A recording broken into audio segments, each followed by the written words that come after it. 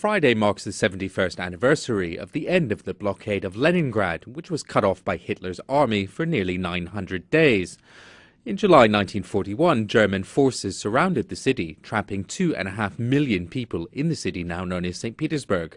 The blockade resulted in the death of about 750,000 residents of the city, nearly 1 in 3 of the pre-war population. Author Caroline Walton has written a book about the Siege of Leningrad, published late last year.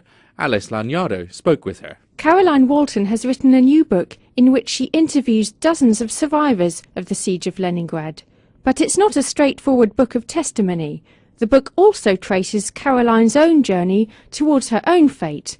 It's a highly personal account of a search for understanding of both other people and of herself. Welcome, Caroline. Thank you. I'd like to ask you first of all, the Siege of Leningrad was a terrible episode in Russian history. What drew you to it as a writer? Well, my first visit to Leningrad was in 1979 when I was a student here in London, and I went over for a week's visit, and I just remember our guide taking us to the Monument to Victory, and she started talking about the siege, and I can still picture that moment to this day, and I just had felt absolutely overwhelmed at what those people had suffered, and somehow I could identify with this more because this was a civilian tragedy, not a battlefield one. Somehow I thought, well, coming from London, it could have been us, and I just thought, how did anybody survive that? And later, when I had the chance in 1999 to go to St. Petersburg, I just really wanted to find out, that's all. And what started your interest in Russia? You've obviously got a serious interest in the place. You've lived in a communal flat. You know the place better than a lot of people, and you know a Russia that for some people has gone now. What started off your interest in the country? Literature. When I was a teenager, it was reading Dostoevsky, Tolstoy, later Solzhenitsyn, Chekhov, Turgenev, and so on. And I just thought, these books are amazing. I mean, these are the big questions of life. And what sort of country produced writers like these? So later on at university, I was studying Russian and Soviet history and politics to get a background. And then later on in my 20s, I started to learn the language because that was obviously necessary. And then when I had the chance, after the Soviet Union fell apart, I went to live in Samara on the Volga. Why Samara? Just because I happened to meet some people from Samara in London, and they put me in touch with their families and wrote me an invitation and facilitated the trip. But I really wanted to go to somewhere in the provinces to experience what the heart of Russia was like, because in a way, as London is not England, Moscow isn't Russia, so I wanted to go to a more typically Russian place, if you like. And what kind of circumstances did you live in? I read you lived in a communal flat and you enjoyed it. Yeah, I did. There's a question in your voice. Yes, for a while. For a while I rented a private flat, and for a while I was in a communal flat. And it's the Russian dushevnost, the warmth, and I was taken care of so well by these elderly ladies who didn't have very much, but it was a wonderful experience. So you decided to come back and write a book about the blockade. I'm still curious. There are so many subjects in Russia. This is one of the most terrible episodes in Russian history. Quite a difficult thing to tackle, and quite a sad thing to tackle. What was it that really drove you to write a book about this period rather than anything else, or something in the arts or culture? Because it's exceptional in human existence. I mean, no city has ever suffered such losses as Leningrad did during the war, civilian losses. And yet half the city survived. It was the human interest and the lessons that I thought Leningrad has something that we, particularly in the West, can learn from. What there was in the spirit of those people that enabled them to transcend their physical circumstances. It was a turning point in my life personally.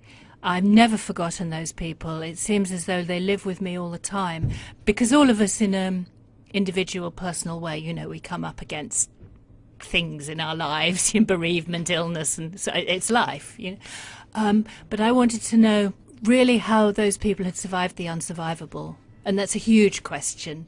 So you were really trying to understand what people do when they're pushed to the extreme, how they manage, how they keep their dignity or don't.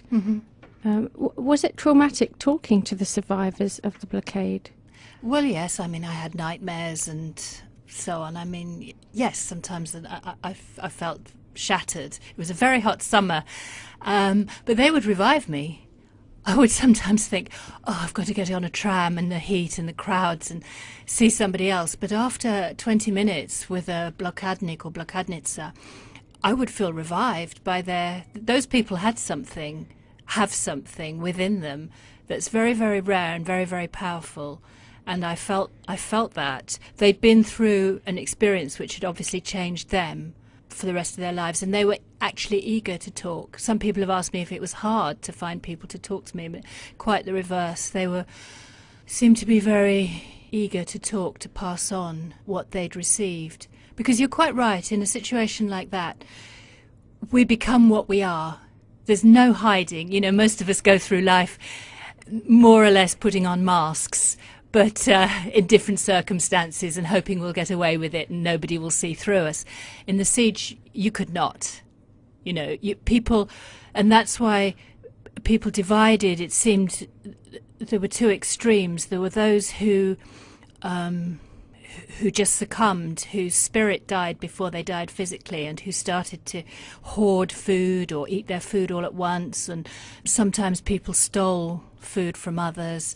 The worst, the most extreme actions were, of course, cannibalism. There was some. Some people ate flesh, took flesh from corpses. A few actually to feed their children, to feed themselves. Yes, I mean, it was an insanity. They called it moral dystrophy. You know, dystrophy is where the flesh withers away, and they said moral dystrophy was when the body consumes the conscience, if you like. So all the last shreds of humanity have gone, have disappeared.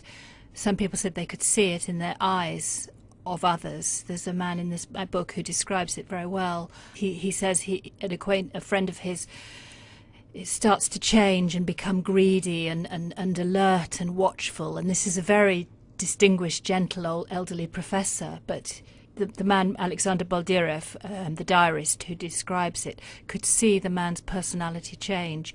So that was one terrible extreme. Some people went down that road, and others went down another road, which is what I was really interested in writing about, because that's what I think is what is so inspiring for all of us, because, you know, unfortunately tragic situations don't stop. Those were the people who gave you energy when you talked to them and gave you inspiration. Did you find they were curious about why you were asking them these questions? Have these people been interviewed many times? I know there have been quite a lot of books about the blockade. Yes, no, they weren't surprised. One lady who'd played oboe in Shostakovich's Seventh Symphony, I mean, she opened the door to me and she was all made up and elegant, and she looked down the corridor of her block of flats and she said, "Where are the cameramen?" And I had to disappoint her because it was just me. But we had a wonderful afternoon, and she laid out tea and she read me her diary and talked, and we laughed, and no, they were so accepting. I was particularly struck by the musicians, because I know that a lot of musicians and dancers were shipped away from the front during wartime in Russia, but clearly some remained in what was then Leningrad, and they played on using their last potato to starch their shirt for rehearsals.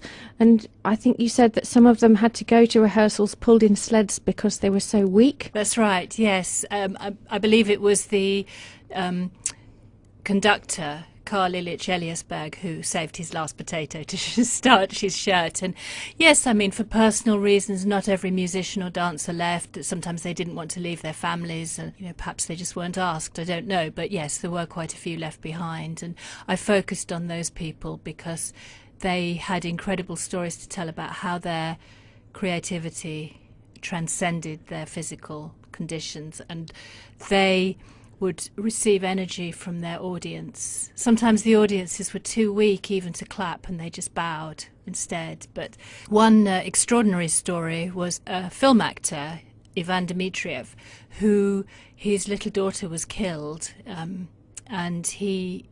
by a bomb, and on the way back from the cemetery he found a little abandoned boy in the street, and he decided to adopt the boy, but he didn't have a extra ration card to feed the child. So he went to his troupe of actors and said, look, can you give something?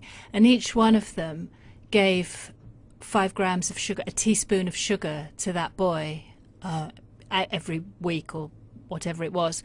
And in doing so, it helped to save them. They not only saved the boy, but they saved themselves, because the people who survived understood that it was those who gave who were more likely to survive, and it was the people who would grab their ration and run off into a dark corner and eat it all at once away from everybody else. Those people were more likely to die.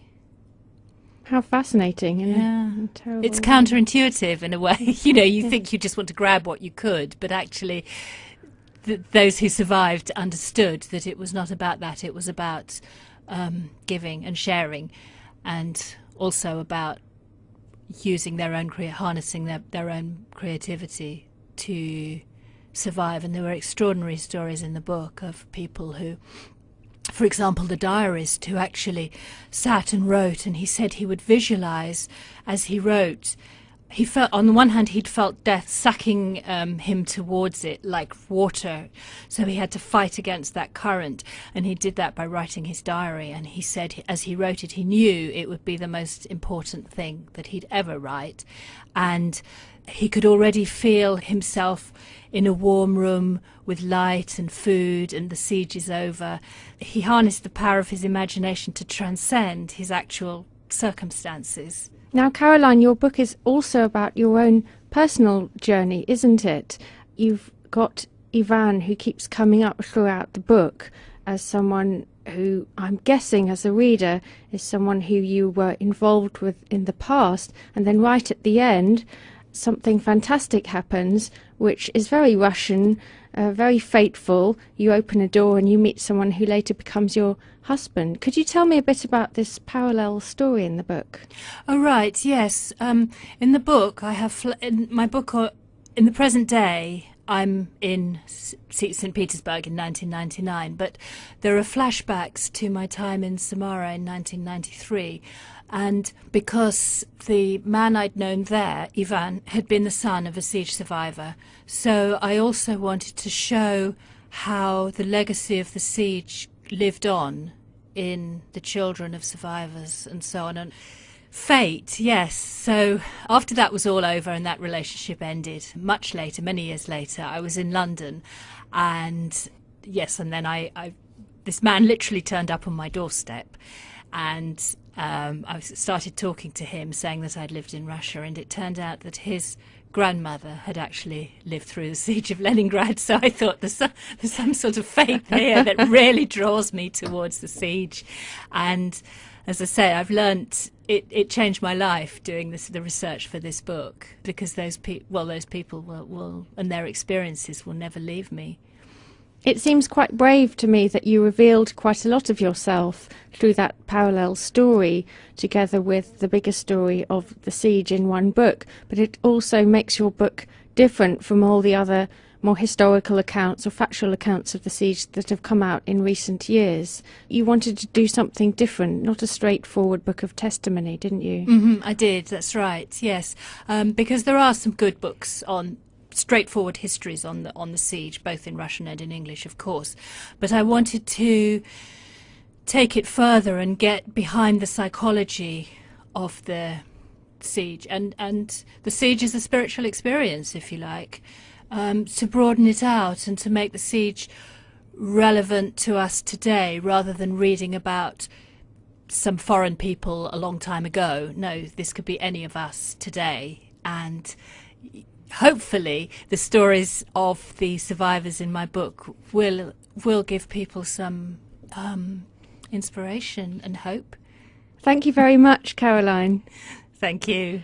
That was Caroline Walton, whose book The Besieged, A Story of Survival is published by Biteback. This is Alice Lagnado for the Voice of Russia. Stay tuned.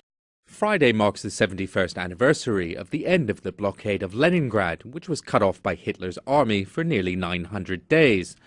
In July 1941, German forces surrounded the city, trapping 2.5 million people in the city now known as St. Petersburg. The blockade resulted in the death of about 750,000 residents of the city, nearly 1 in 3 of the pre-war population.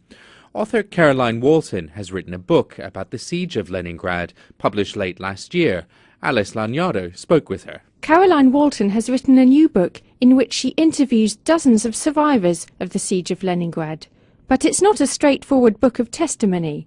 The book also traces Caroline's own journey towards her own fate.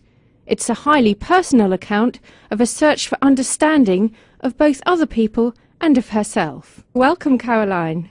Thank you.